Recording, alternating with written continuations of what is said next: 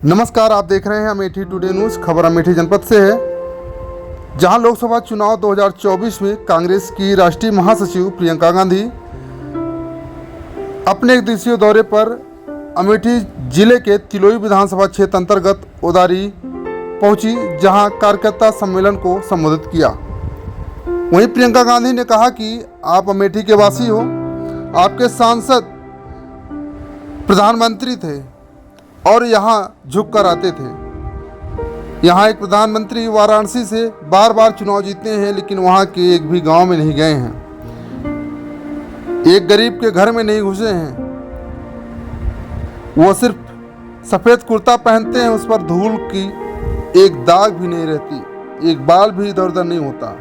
वह क्या समझेंगे आपके जीवन के बारे में, वह क्या समझेंगे आपके संघर्षों के बारे में।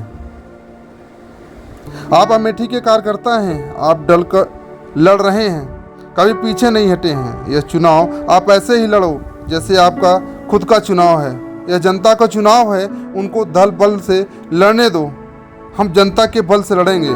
भगवान राम वनवास में थे, उनके पास सेना नहीं थी, लेकिन उसके बावजूद भगवान राम हिम्मत नहीं हारे। वह गए और रावण से लड़े।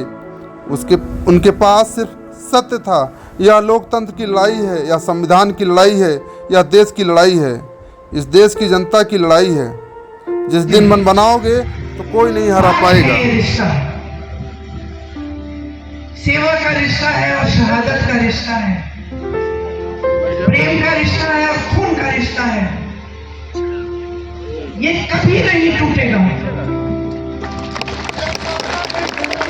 यहाँ आपका कोई भी सांसद बने, यहाँ कोई भी किसी भी तरह की राजनीति करे, हमारे बारे में आपको 2000 झूठ बोल के चले जाए, आप उन झूठों का विश्वास भी कर लो, ये रिश्ता फिर भी नहीं टूटेगा।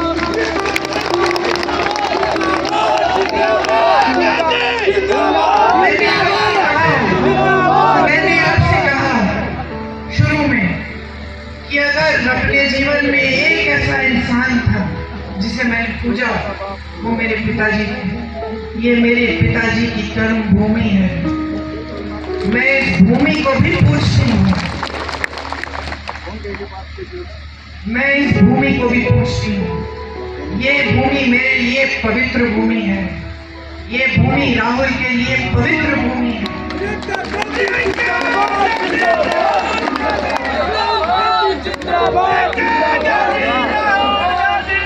मैं आपको एक और बात बताती हूँ कि मैं जानती हूँ किशोरी लाल शर्मा को, मेरे ख्याल से अब कितने सालों से, 40 सालों से। और मैं आपको एक बात बता सकती हूँ, ये भूमि किशोरी लाल शर्मा के लिए भी पवित्र भूमि है। आज अगर हमने इन्हें आपका प्रत्याशी बनाया है तो पूरी समझ और पूरे विवेक से ये फैसला लिया है। अगर इस संसदीय क्षेत्र का गांव कोई जानता है तो ये जानते हैं, यहाँ की सड़क कोई जानता है तो ये जानते हैं, यहाँ का एक कार्यकर्ता जानता है तो ये जानते हैं। आज अगर मैं किशोरी जी से पूछूं कि उनका नाम क्या है, वो मुझे बता देंगे। वो ये भी बता देंगे कि हाँ, इनके गांव में हमने हैंडपंप लगवाया था, उनकी बेटी को हमने पढ़ाया है, और बीच में हमसे नाराज भी हो गए थे क्योंकि इस गांव में जो दूसरे कार्यकर्ता है जिनसे इनकी लड़ाई है, उनको हमने थोड़ा आगे बढ़ा दिया। रिश्ते जब हमने बनाए तो इन्होंने भी बनाए, सेवा जब हमने की तो इन्होंने भी की, श्रद्धा जब हमने दिखाई आपके लिए तो इन्होंने भी दिखाई। जब हम आपकी समस्याओं को समझे तो इन्होंने भी आपकी समस्याओं को समझा। इसीलिए आज इनका हक बनता है कि ये आपके प्रतिनिधित्व के लिए यहाँ आज खड़े हैं, क्योंकि उन्होंने उतना ही काम किया है आपके लिए जितना हमने किया है, और उतनी ही श्रद्धा के साथ किया है। आज पूरे देश में जो राजनीति फैली हुई है वो झूठों की राजनीति है। नाटक नौटंकी की राजनीति है। प्रधानमंत्री जैसे बड़े नेता चुनावी मंच पर आकर इतनी हिम्मत नहीं कर सकते कि आपको बता दें कि 10 सालों में उन्होंने कितने रोजगार बनाए, महंगाई को कितना कम किया और क्यों और कैसे। आपके सामने आकर इतनी हिम्मत नहीं है कि आपको बताएं कि कितनी संस्थाएं खोली हैं, कितने बड़े बड़े उद्योग खोले हैं, क्या नया किया है इस देश के लिए 10 सालों की सत्ता को लेकर। प्रधानमंत्री आपके सामने आते हैं, एक ही रट लगा रखी है कि 70 सालों में कांग्रेस ने कुछ नहीं किया। एक परिवार के खिलाफ दिन रात बोलते रहते हैं। इंदिरा गांधी जैसी शख्सियत को जो शहीद हुई इस देश के लिए, जिन्होंने पाकिस्तान को तोड़कर बांग्लादेश बनाया, उनको देशद्रोही कहते हैं।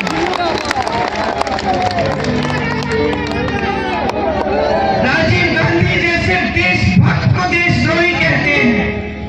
कहते हैं कि राजीव गांधी ने अपनी मां की विरासत को टैक्स न भरने के लिए कानून बदल डाला। वो कभी नहीं समझ पाएंगे। राजीव गांधी ने अपनी मां से धन दौलत नहीं ली विरासत में। विरासत में उनको इस देश के लिए मर मिटने का जज्बा मिला, शहादत मिली, यही उनकी विरासत थी। आप अमेठी के वासी हो, आपके सांसद प्रधानमंत्री थे, झुक के आपके पास आते थे। ये प्रधानमंत्री वाराणसी से बार बार चुनाव जीतते हैं, एक गांव में नहीं गए हैं, वहां एक गरीब के घर में नहीं घुसे हैं, एक बार झुक के आपसे बात नहीं की है। बड़े बड़े मंचों पे दिखते हैं, सारी फोटो खींचते हैं, पिक्चर बनाते हैं, सफेद कुर्ता पहनते हैं, उस पे एक धूल का दाग नहीं दिखता, एक बाल इधर उधर नहीं होता। क्या समझेंगे आपके जीवन के बारे में, क्या समझेंगे आपके संघर्षों के बारे में। कट चुके हैं पूरी तरह, लोग डरते हैं उनसे, उनके सलाहकार डरते हैं, अधिकारी डरते हैं। कौन बताएगा कि आज देश में क्या हालात हैं? उनको तो दिखेगा नहीं, वो तो सोने के महलों में रहते हैं, झूठों से घिरे हुए। क्या क्या बहकी बहकी बातें कर रहे हैं, लोग हंस रहे हैं, उनको ये भी पता नहीं चल रहा है आज की लोग उनकी बातों पे हंस रहे हैं। तो आप कांग्रेस के कार्यकर्ता हैं, हमेशा अपने निष्ठा से काम किया है। अमेठी के कार्यकर्ता हैं, भीषण परिस्थितियों में चुनाव लड़े हैं, डट के लड़े हैं, हिम्मत से लड़े हैं, कभी पीछे नहीं हटे हैं। आप लड़ोगे ये चुनाव, आप ऐसे लड़ो जैसे अपना चुनाव है, जनता का चुनाव है। उनको धन बल से लड़ने दो, हम जनता के बल से लड़ेंगे। उनके पास सारे साधन हैं। मत भूलो कि जब भगवान राम रावण से लड़े थे तो भगवान राम के पास सत्ता नहीं थी, रथ नहीं था, सोना नहीं था। भगवान राम वनवास में थे, लेकिन उन्होंने हिम्मत बनाई, गए लड़े रावण से। उनके दिल में सिर्फ सत्य था। आज ये सत्य की लड़ाई है, ये लोकतंत्र की लड़ाई है, ये संविधान की लड़ाई है, ये इस देश की लड़ाई है, इस देश की जनता की लड़ाई है। ये अपने लिए नहीं लड़ रहे हो चुनाव, ये किशोरी लाल शर्मा के लिए नहीं लड़ रहे हो, ये आप अपनी धरती के लिए लड़ रहे हो, अपने देश के लिए लड़ रहे हो, अपने लोकतंत्र के लिए लड़ रहे हो, अपने संविधान के लिए लड़ रहे हो। मन बनाओ, मन बनाओ। जिस दिन मन बनाओगे तो कोई नहीं हरा पाएगा। इस चुनाव को जीत के जाऊंगी मैं, यहाँ से मैं आपके बीच आऊंगी, आपके साथ लड़ूंगी।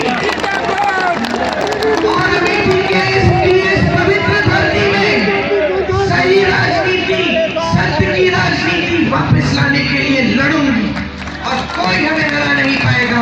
ये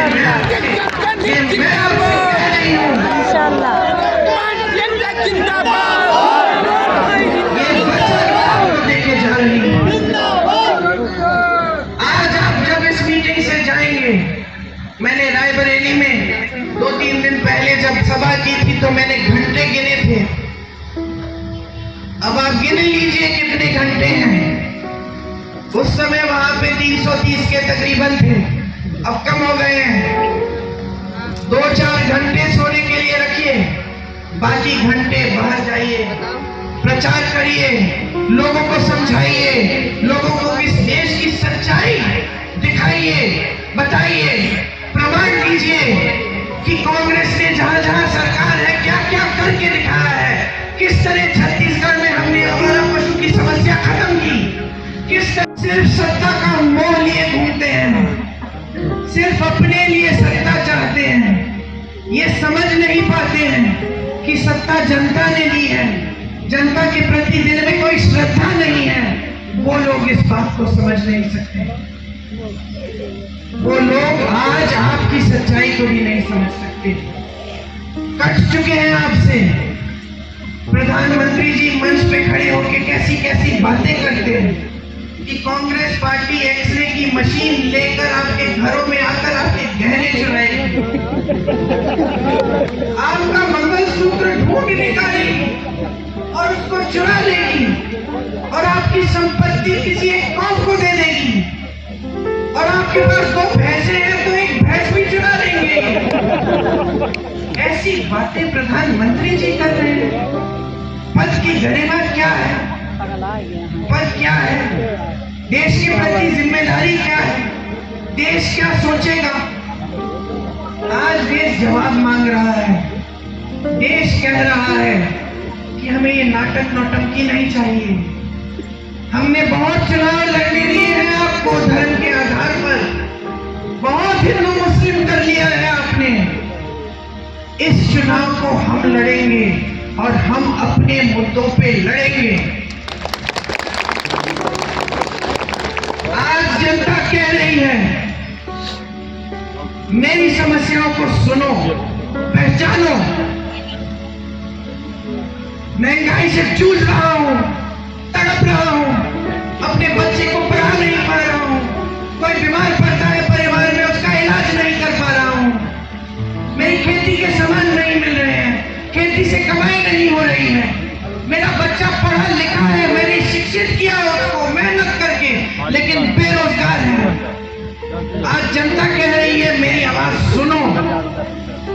आज जनता कह रही है कि बहुत हो गया है, हमें वो पुरानी राजनीति वापस चाहिए।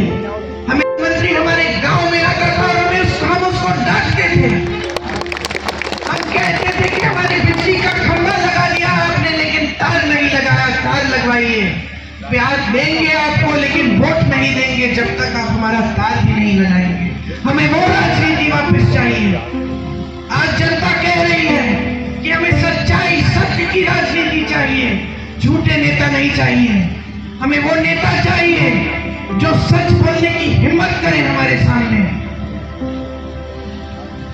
जनता कह रही है कि हम ऊब चुके हैं, ये धर्म के नाम पर, जन्म के जाति के नाम पर बहुत गुमराह किया है आपने हमको। अब हमारे सामने आओगे तो हमारी बात करो, हमारे मुद्दों की बात करो। चुनाव लड़ोगे तो हमारे मुद्दों पे लड़ो, हमें बताओ हमारे लिए कौन सी स्कीम लाए हो, हमारे बच्चों के रोजगार कैसे दिलवाओगे, हमारा गांव विकसित कैसे करोगे। 10 साल पहले इन्होंने कहा था सबका साथ सबका विकास, आज कह रहे हैं विकसित भारत। 10 सालों में किसका विकास किया? अपने बड़े बड़े खरबपति मित्रों का। जनता देख रही है, समझ रही है आज कि सारी संपत्ति इस देश की जो जनता की संपत्ति है वो इन्होंने अपने बड़े बड़े खरबपति मित्रों को दे दी है। देश का कोयला, देश की बिजली, देश के सारे खदान, देश के हवाई अड्डे, देश के बंदरगाह सारे दे दिए अपने बड़े बड़े खरबपति मित्रों को। उनके कर्ज माफ हो रहे हैं लाखों करोड़ के। देश का किसान, उत्तर प्रदेश का किसान 1 लाख रुपए के लिए कर्ज लेता है, अपनी बेटी की शादी करने के लिए कर्ज नहीं दे पाता है और आत्महत्या करता है।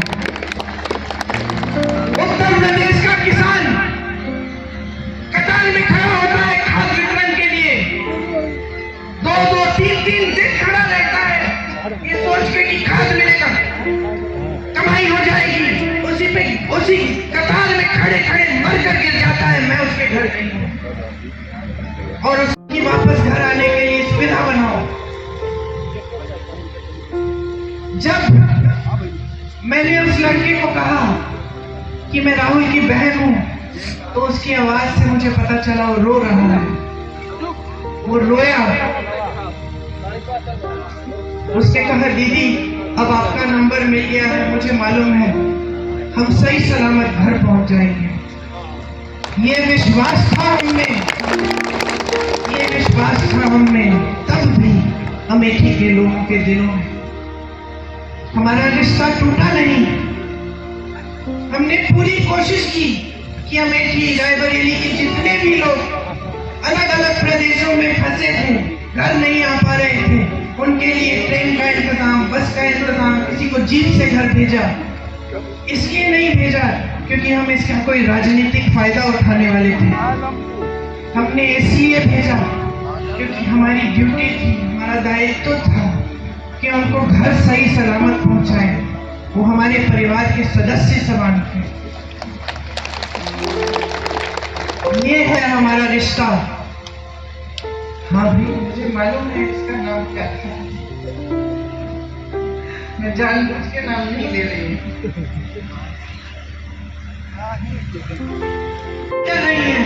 किस तरह आज कर्नाटका में, तेलंगाना में महिलाओं के खातों में पैसे आ रहे हैं हर महीने। किस तरह हमने किसानों को मजबूत किया अपने प्रदेशों में। किस तरह हम ऐसी नीतियां लाए जिससे देश की संपत्ति वापस इस देश की जनता के हाथों में जाए। बताइए, समझाइए, सच्चाई दिखाइए, जनता को कहिए कि जनता जो जी रही है वही सच्चाई है, उस आधार पर वोट दे। तरक्की नहीं आई है आपके जीवन में, 10 साल बीत गए हैं, मोदी जी के झूठ सामने आ गए हैं। हराइए इनको, बदलाव लाइए, एक नई सरकार लाइए, नई राजनीति जो पहले पुराने असूलों पर आधारित है वो लाइए इस देश में। मैं आपसे पूरी उम्मीद रखती हूँ कि एक सेना की तरह आप ये चुनाव लड़ेंगे, ये चुनाव जीतेंगे और यहाँ अमेठी से इस पूरे देश में ये संदेश देंगे कि बहुत हो गया है, हमें सच्चाई की राजनीति वापस चाहिए। आपने बहुत ध्यान से मेरी बातों को सुना, मैंने दिल की बात बोली, आपके सामने अपनी सच्चाई रखी। मैं आपकी आभारी हूं कि हर संकट में आपने साथ दिया, मेरे आंसू आपने पोंछे, मेरे जनता का आदर करो। हमें सिखाया गया था कि जनता सर्वोपरि है और हम अपनी आंखों के सामने देख रहे थे कि एक नई राजनीति उभर रही है, जनता के जज्बातों का इस्तेमाल कर रही है, सत्ता बटोरने के लिए जनता को गुमराह कर रही है। यहाँ अमेठी में है, ये लोग क्या समझेंगे, स्मृति जी क्या समझेंगे? ये तो यहाँ पे आपके लिए थोड़ी आई, ये तो राहुल जी को हराने के लिए आई है, ये राहुल जी से लड़ने के लिए आई है, ये आपके प्रति श्रद्धा की वजह से नहीं आई। वो कैसे समझेंगे ये रिश्ता? इन्होंने झूठ फैलाए कि हम आपकी जमीन हड़पने आए थे, कि जिन महिलाओं के जिस समूह में आपको याद है जो परियोजना थी, कि वो परियोजना ही हमने इसलिए बनाई कि हम आपकी जमीन हड़पना चाह रहे थे, कि हम लूट रहे थे आपको, कि हमने कुछ नहीं किया आपके लिए, कि हमारे दिल में सिर्फ परिवारवाद की भावनाएं थी, सिर्फ सत्ता चाहते थे हम, हमारे दिल में आपके लिए कोई भावना नहीं थी। उसी समूह का इस्तेमाल कर रही हैं। कुछ ऐसा हुआ जो समूह था भाजपा कि इन बातों से आप थोड़ा सा बहक गए, कुछ लोग बहके, कुछ लोग दृढ़ रहे। जो भी हुआ, राहुल जी वो चुनाव हारे और एक पुराना रिश्ता जो आपके बीच, हमारे परिवार के बीच था, वो थोड़े समय के लिए थम गया, लेकिन टूटा नहीं, क्योंकि ये रिश्ता कभी टूट नहीं सकता। थोड़े ही समय में कोविड आया, कोरोना आया। मुझे याद है, मैं उत्तर प्रदेश की प्रभारी थी। मैं और मेरे साथी 16-16 घंटे फोन पे रहते थे। हमने एक हेल्पलाइन खोली थी उत्तर प्रदेश के लोगों के लिए कि कहीं संकट है, कहीं फंसे हो, लॉकडाउन हो गया था अचानक, मोदी जी की सरकार ने कोई साधन नहीं दिया था, अचानक कोई सारी ट्रेनें बंद हो गई थी, बसें बंद हो गई थी, लोग अलग अलग जगह जो यहाँ पलायन करके गए थे, यूपी से फंस गए थे। हमने हेल्पलाइन खोली। 16-16 घंटे हम उस हेल्पलाइन के नंबर देखते थे, जवाब देते थे, बात करते थे। मैंने कहा हुआ था अपने साथियों को कि अगर अमेठी रायबरेली का कोई फोन आता है तो मेरा नंबर देना, और मैं कभी नहीं भूलूंगी। एक फोन आया, मैंने उठाया। एक लड़का था, गुजरात में था। उसने कहा आपने हेल्पलाइन का नंबर जारी किया है? मैंने कहा हाँ, बताया नहीं कि कौन हूं। उसने कहा यहाँ पे मेरे साथ 16 लोग हैं, हमारे पास सिर्फ आज रात का खाना है, कल का खाना नहीं है, कुछ नहीं है, क्या करेंगे? मैंने कहा घबराओ मत, अब राहुल भैया को जानते हो? तो उसने कहा राहुल भैया कौन? मैंने कहा राहुल गांधी। हाँ जानता हूँ। मैंने कहा मैं उसकी बहन हूँ, फिक्र मत करो, मैं किसी को तुम्हारे पास भेजूंगी।